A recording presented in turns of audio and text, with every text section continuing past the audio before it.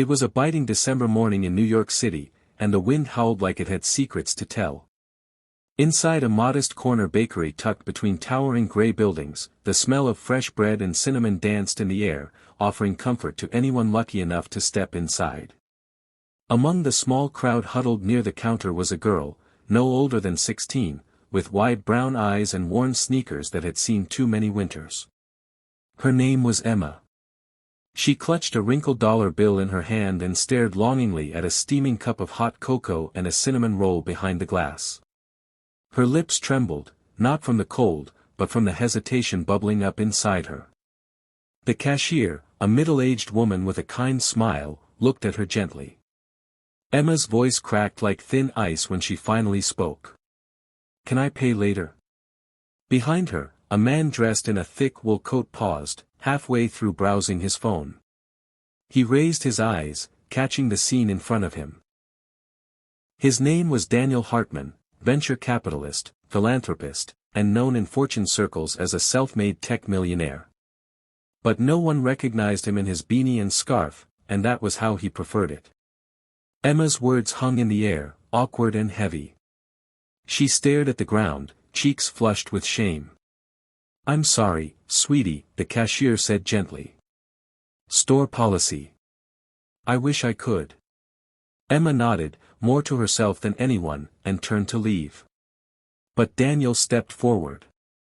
"Hey," he said, his voice warm but firm. "Put whatever she wants on my tab." Emma stopped in her tracks. She looked up, eyes wide and filled with both surprise and suspicion. Daniel just offered a smile and a nod, as if it were nothing. "It's just a cocoa and a roll," he said. Small things. But for Emma, it wasn't small. It was everything.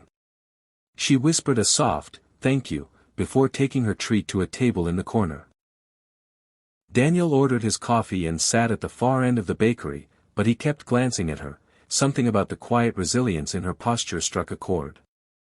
Moments later, Emma pulled a small spiral notebook from her backpack and started writing. Not homework.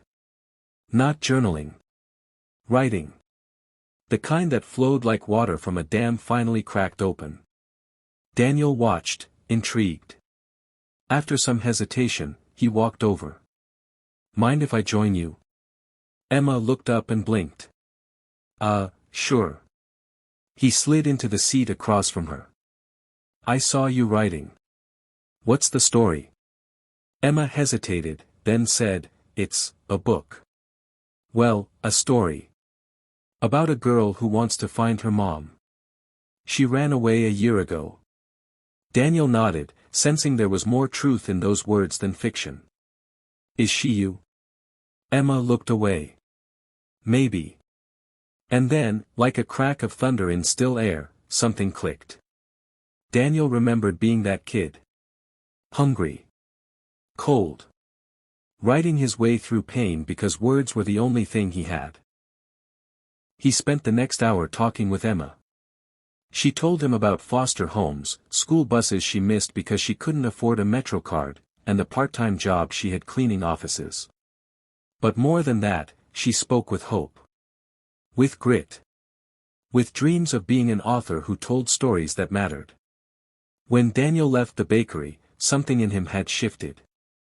He spent the night thinking, pacing his luxury apartment while the city blinked beneath him. He didn't sleep. He couldn't. Not when a girl with nothing still had the courage to ask, "Can I pay later?" and dream like she owned the world. The next morning, he called his assistant. "I want to start a foundation," he said. "For kids like Emma. Writers. Dreamers. Survivors." By spring, the Hartman Story Fund was born. Scholarships, mentorships, creative writing programs for underprivileged youth. Daniel poured his heart and wallet into building a future for voices that deserve to be heard. Emma was the first recipient. She received a full scholarship to a private school, new clothes, and a safe home arranged by a family friend of Daniel's. More than that, she got weekly one-on-one time with a professional author to hone her writing. And she bloomed. Within 2 years, her short story was published in a national magazine. At 17, she stood at a podium, addressing an auditorium full of donors and supporters. Daniel sat in the front row, watching her like a proud father.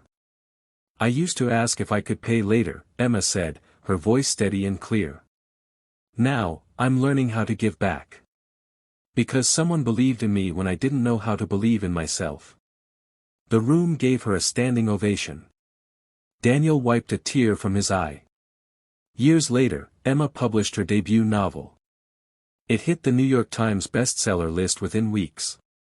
On the dedication page, it read, "To the man behind me in the bakery, thank you for hearing my silence." The story went viral. People across the country were inspired. Cafes started pay-it-forward boards.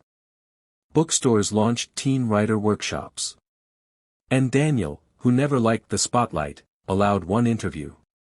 He said, "Kindness is an investment with the highest return.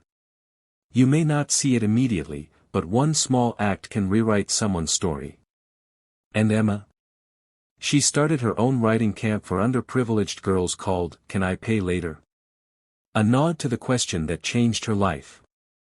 Because sometimes, all it takes is one person listening at the right moment. And deciding to act. Not later. But now.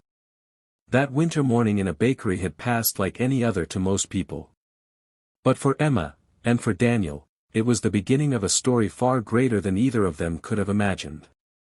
The story of what happens when you choose to see someone, truly see them. And answer their quiet question with loud, unwavering hope. Not because you have to. But because you can.